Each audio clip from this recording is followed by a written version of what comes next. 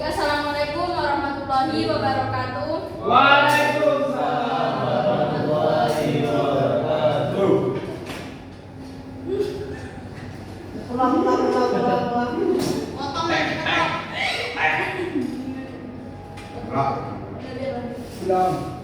Baiklah, kami dari kelompok 2 di sini kami akan mempresentasikan makalah kami yang berjudul Pemikiran Sistematis dan Inovatif dalam Konteks Ilmu Pendidikan dan Teknologi. Baik, sebelumnya perkenalkan, nama saya Dila Luciana dengan 220. Itu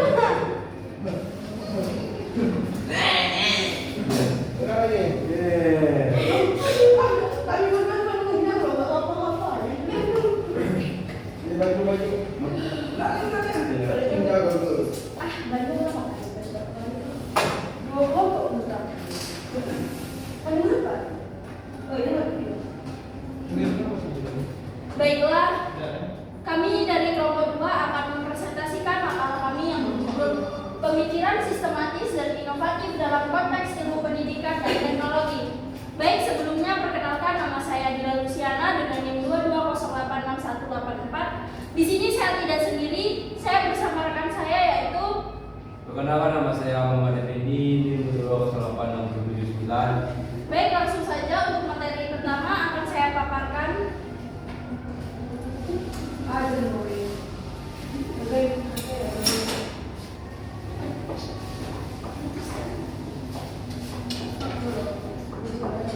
Materi pertama yaitu pemikiran sistematis dalam iptek.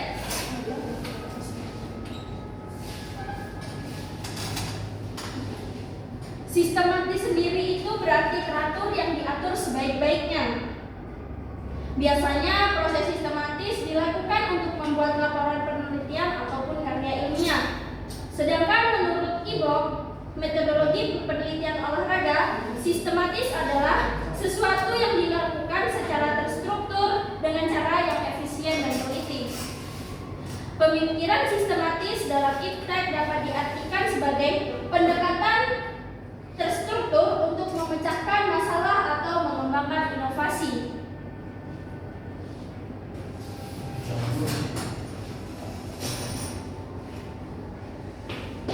Ada beberapa manfaat pemikiran sistematis dalam iptek. Yang pertama yaitu efisiensi. Efisiensi ini memastikan setiap aspek masalah yang ditangani secara terstruktur untuk mendapatkan hasil yang efektif. Yang kedua yaitu pengelolaan resiko. Pengelolaan resiko ini menganalisis dengan cermat agar meminimalisir kegagalan. Yang ketiga yaitu konsistensi. Konsistensi ini bermanfaat untuk memastikan langkah-langkah proyek saling mendukung. Yang keempat, pemecahan masalah lebih baik. Pemecahan masalah lebih baik ini bermanfaat untuk menganalisis masalah secara menyeluruh dan mengidentifikasi akar penyebab masalah. Dan yang terakhir yaitu evaluasi dan peningkatan berkelanjutan. Pada poin ini bermanfaat untuk memudahkan identifikasi dan mendukung proses peningkatan berkelanjutan.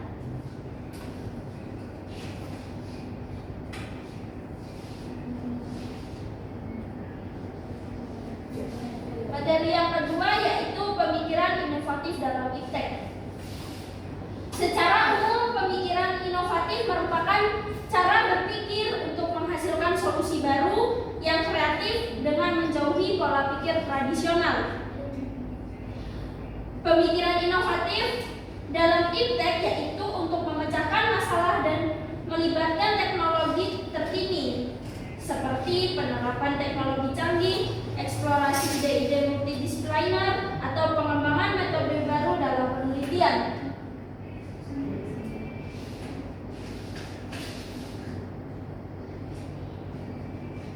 Ada 3 contoh pemecahan masalah dalam penerapan IPTEK. Yang pertama yaitu pertanian cerdas.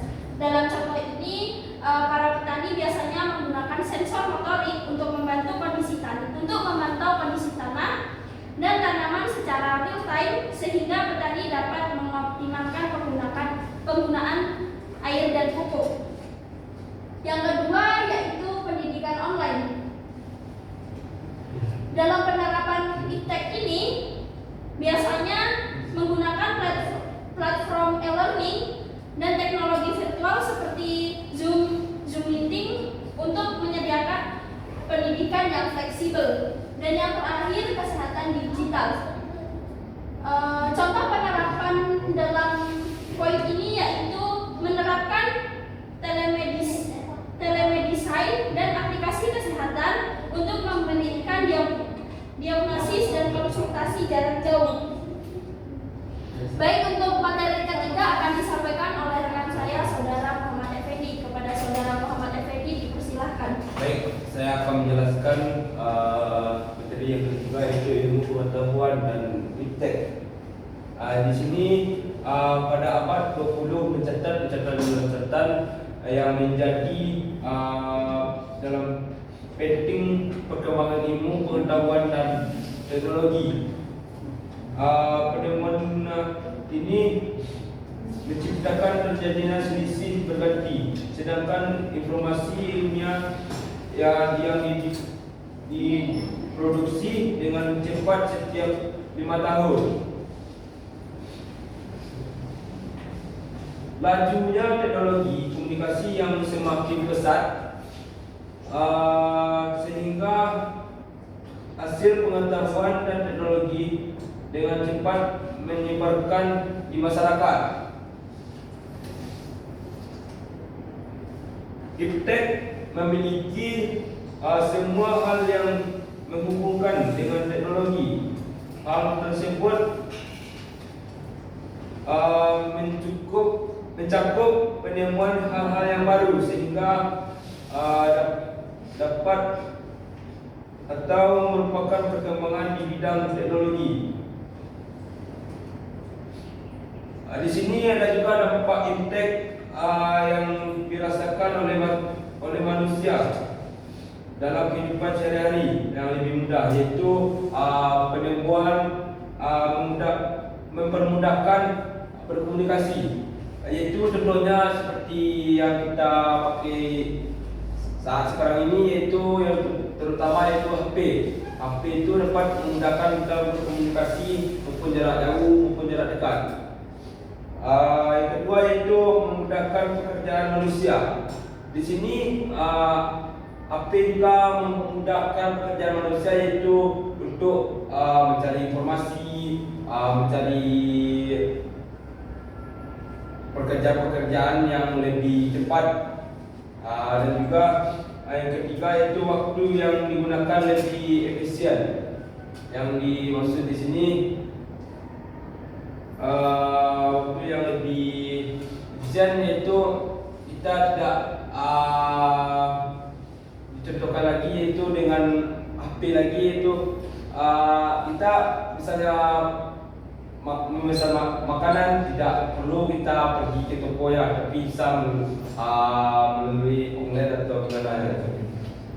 Yang keempat itu membantu meningkatkan dan memanfaatkan sumber energi baru yang berguna bagi kelangsungan hidup manusia. Yang kelima itu sumber daya alam yang ada di bumi lebih mudah dikelola dengan optimal dan berkualitas. Sekian dari saya akan berikan kepada Dato'. Baik, mungkin sekian sedikit materi dari kami. Untuk sesi selanjutnya yaitu sesi kritik dan saran. Apakah dari rekan-rekan ada yang ingin memberikan kritik dan sarannya untuk kelompok kami? Dipersilakan.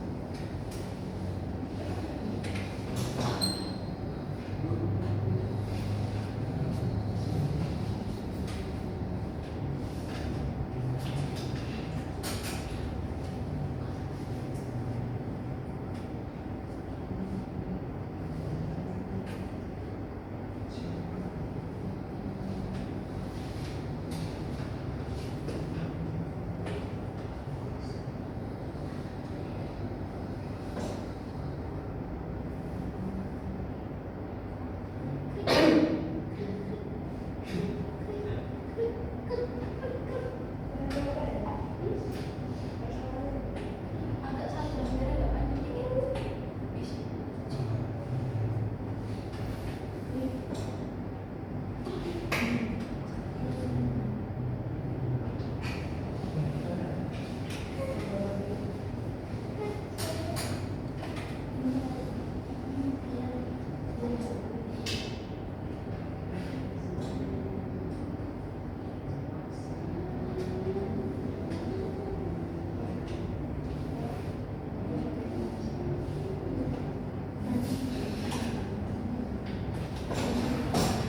Apakah dari rekan-rekan ada yang ingin menambahkan materi untuk kelompok kami?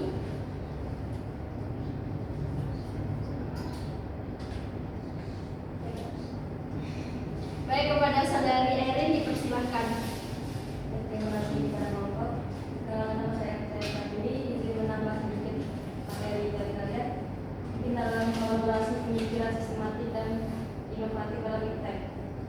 Jadi pemikiran sistematik dan inovatif itu harus saling melengkapi. Proses inovasi seringkali membutuhkan pemikiran sistematik untuk memastikan bahwa ide-ide kreatif itu muncul dan dapat diwujudkan secara efektif dan efisien.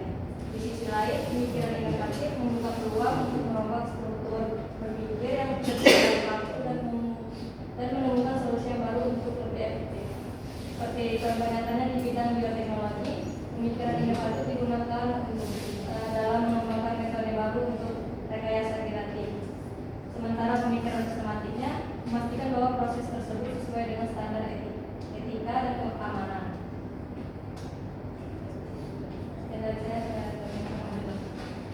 Baik, terima kasih saudari Erin. Apakah dari rekan-rekan yang lain masih ada yang ingin menambahkan materi? Dipersilahkan. Baik, kepada saudari Juwita Kartika dipersilahkan. Terima kasih kepada saudara-saudara kelompok. Di sini saya akan menambahkan materi yaitu dari pemikiran sistematis, yang dimana pemikiran sistematis itu mengacu pada pendekatan yang logis, terstruktur dan bertahap dalam memahami dan menyelesaikan masalah. Dalam dunia ilmu pendidikan dan teknologi juga, pemikiran sistematis ini melibatkan beberapa hal.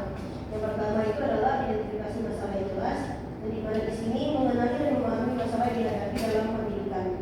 Yang kedua yaitu analisis yang mendalam, yang dimana pada analisis mendalam ini melihat faktor-faktor yang mempengaruhi masalah baik dari aspek pedagogis, psikologis maupun teknis.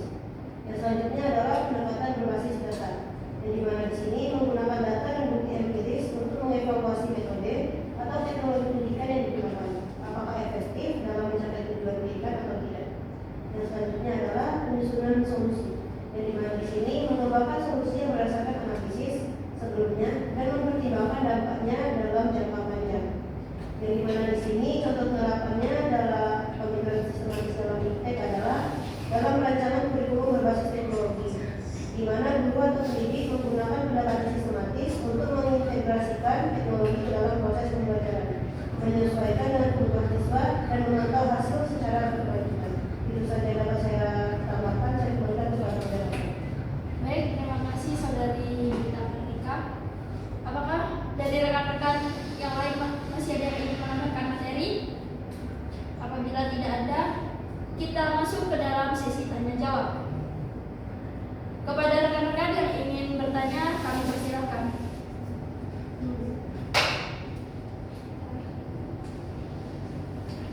Baik, kepada saudari Ira Permatasari dipersilahkan.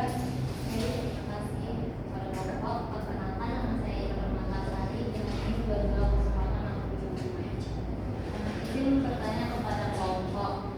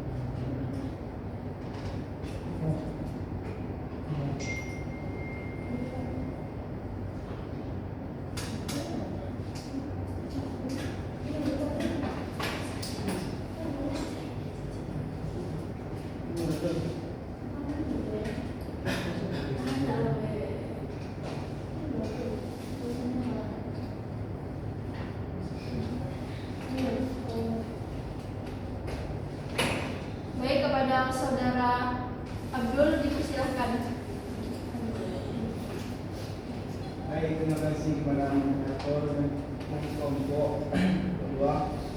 Ini kenapa nama saya Abdul. Ini saya ingin tanya kepada kelompok. Jelaskan apa yang dimaksud dengan pemikiran sistematis dan mengapa pendekatan ini penting dalam menyelesaikan masalah kompleks di berbagai bidang seperti bidang bisnis, pendidikan, dan teknologi. Sekian. Terima kasih. Baik, terima kasih Saudara Abdul. Apakah dari rekan-rekan yang lain masih ada yang ingin ingin bertanya kepada kelompok kami? Mungkin satu pertanyaan terakhir. Jika ada, silakan.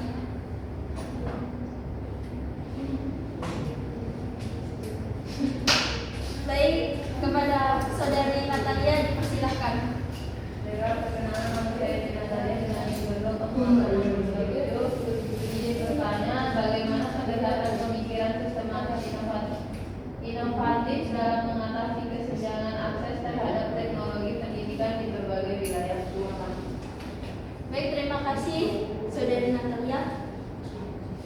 Untuk jawabannya berikan kami waktu untuk menjawab pertanyaan.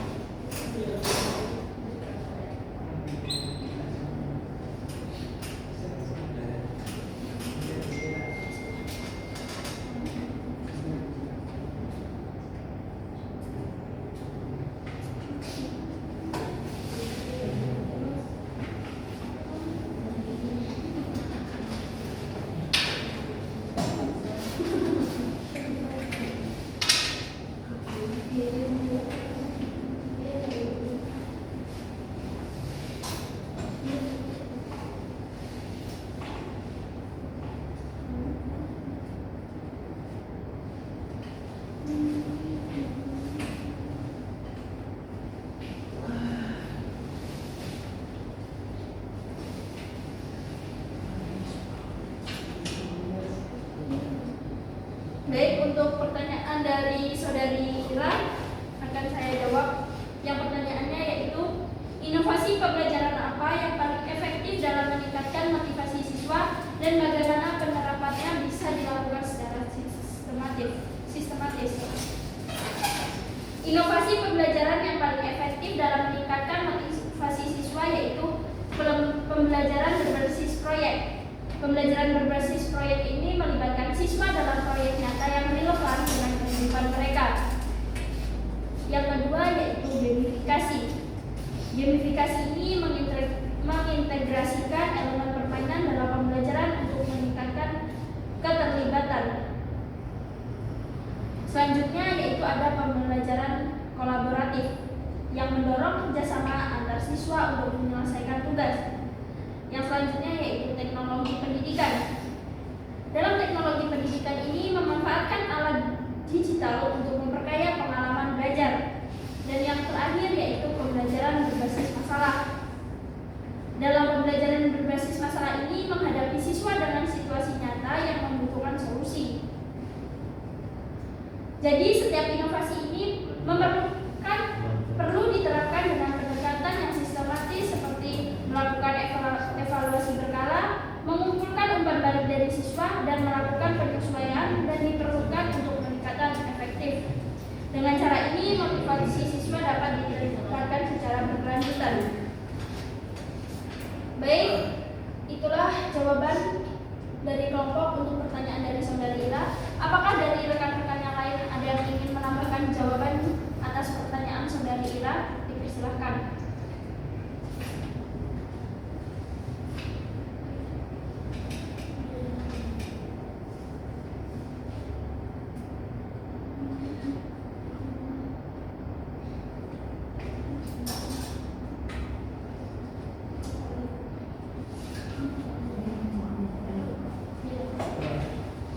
Baik, kepada Saudara Jerry Rahman dipersilahkan.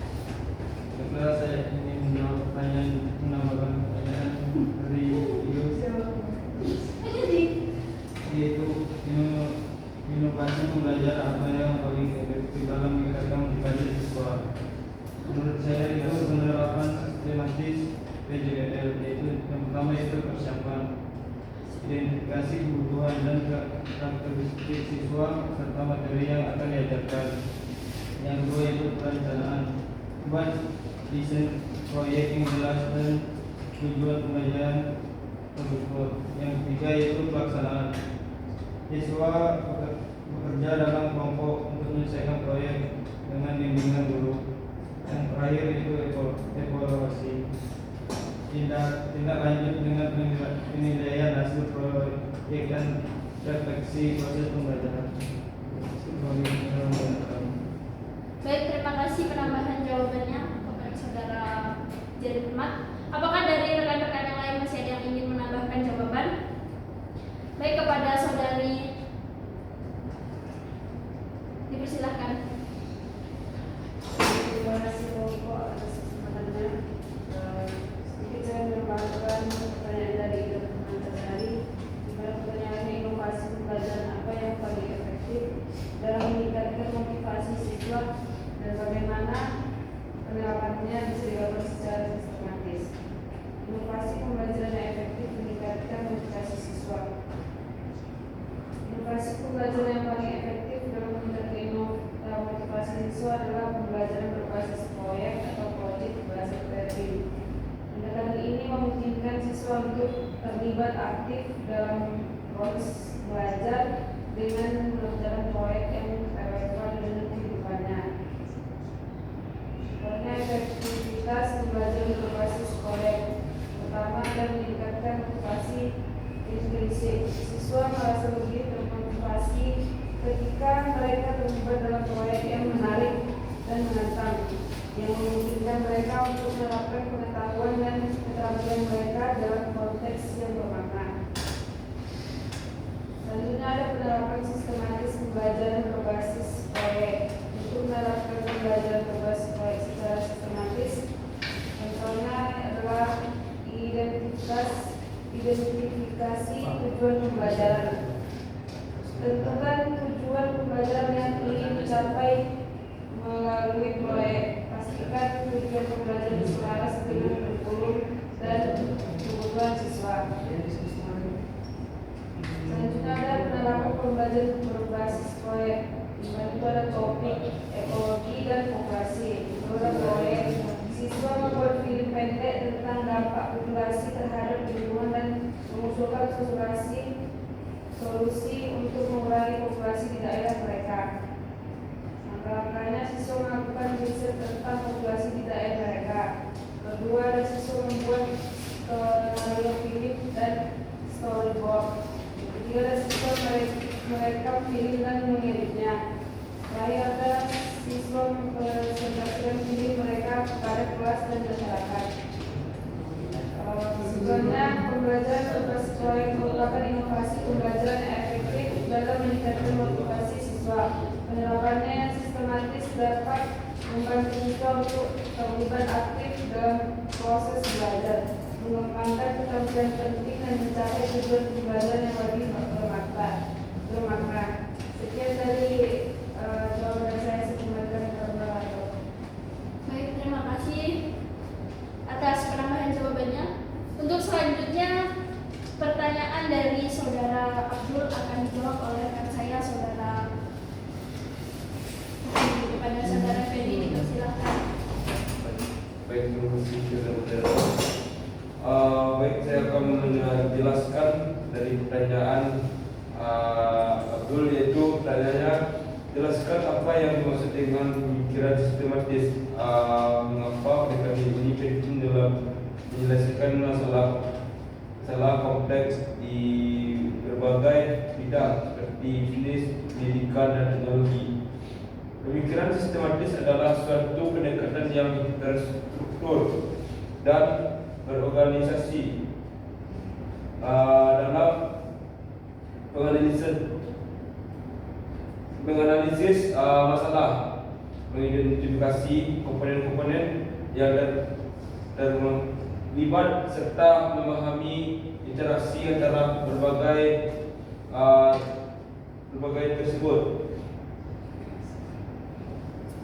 Pendekatan ini penting dalam menyelesaikan masalah kompleks di berbagai bidang karena Yang pertama yaitu pemahaman holistik. Pemikiran sistematis memungkinkan kita untuk melihat masalah dari berbagai sudut pandang sehingga dapat memahami konteks secara menyeluruh. Yang kedua yaitu identifikasi hubungan. Dengan memahami berbagai komponen saling berinteraksi, kita dapat menemukan akar penyebab masalah yang dihindari. Solusinya hanya bersifat sementara. Sekian jawaban dari saya akan berikan kepada. Baik, terima kasih saudara Fadil. Apakah dari teman-teman yang lain ada yang ingin menambahkan jawaban dari pertanyaan saudara Abdul kepada saudara Fadil? Dipersilakan. Baik, tentunya perkenalkan nama saya Fadil ini saya akan menambahkan sedikit jawaban dari pertanyaan ini. Dan apa yang dimaksud dengan pemikiran sistematis? Mengapa pendekatan ini penting dalam menyelesaikan masalah kompleks di berbagai bidang seperti bisnis, pendidikan, dan teknologi? Pemikiran sistematis adalah pendekatan yang melibatkan analisis menyeluruh terhadap suatu masalah dengan pertimbangkan berbagai elemen yang saling berhubungan. Ini mencakup identifikasi komponen, hubungan antar komponen, serta konteks yang mempengaruhi sistem secara keseluruhan. Artinya pendekatan ini dalam menyelesaikan masalah itu keterpaduan. Pemikiran sistematis membantu memahami interaksi antara berbagai elemen sehingga solusi yang dihasilkan lebih holistik dan efektif. Ya, terima kasih. Baik, terima kasih saudara Fadil. Apakah dari rekan-rekan yang lain ada yang masih ingin menambahkan jawaban atas pertanyaan saudara Abdul? Apabila tidak ada, saya kembalikan kepada penanya. Apakah saudara Abdul telah memahami dari jawaban dari kelompok dan rekan yang telah menambahkan? Baik, terima kasih kepada kelompok dalam menjawab pertanyaan saya, dan teman-teman yang suka menambahkan jawaban. Saya cukup paham dengan penjelasannya. Terima kasih. Baik, terima kasih saudara Abdul. Untuk selanjutnya yaitu pertanyaan dari saudari Dwi Natalia akan saya jawab. Yang pertanyaannya yaitu bagaimana pendekatan pemikiran sistematis inovatif dapat mengatasi kesenjangan akses terhadap teknologi pendidikan di berbagai wilayah. Jadi pendekatan pemikiran sistematis inovatif dapat mengatasi kesenjangan akses terhadap teknologi pendidikan dengan langkah-langkah yang pertama yaitu analisis kesenjangan. Dengan analisis kesenjangan ini dapat melakukan penilaian menyeluruh untuk memahami faktor-faktor penyebab kesenjangan seperti infrastruktur, keterampilan pengguna, dan konteks sosial ekonomi di masing-masing wilayah. Yang kedua yaitu desain solusi yang kontekstual. Dalam poin ini dapat mengembangkan solusi teknologi yang disesuaikan dengan kebutuhan lokal terhadap pemilihan platform yang mudah diakses dan relevan. Yang ketiga yaitu kolaborasi multi pihak. Dalam poin ini dapat menggandeng pemerintah, sektor swasta, dan komunitas lokal untuk menciptakan program yang terintegrasi. Yang keempat yaitu peningkatan infrastruktur. Dalam